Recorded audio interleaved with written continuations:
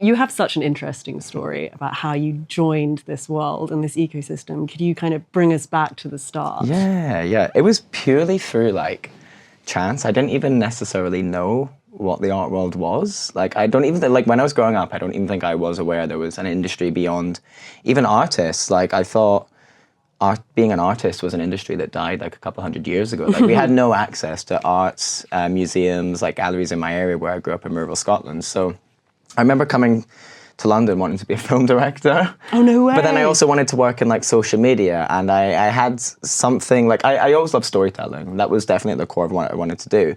But I just done the whole like general uni thing. I moved down here when I was 17, went to uni, done like odd jobs in retail. And then as I was hitting it was like the end of my foundation year, I was like, okay, what am I going to do like after this point?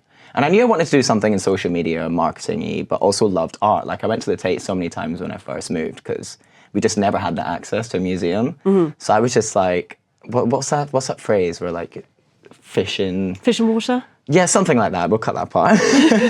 But I remember coming to London at 17 and just seeing so many amazing museums, galleries, shows, and being like, I love this. And I realized that I did want to be an artist when I was growing up. Uh-huh. And I had a really bad teacher at school, and he was a bit of an alcoholic and just like didn't like teaching at all. No, I feel like art teachers quite often are the ones that hate their job the most when it comes to like actually being involved in teaching. Yeah, and bless him, like I don't even think it was one of those failed artist situations. I think he was just so miserable and like so I kind of lost my love for it, I guess.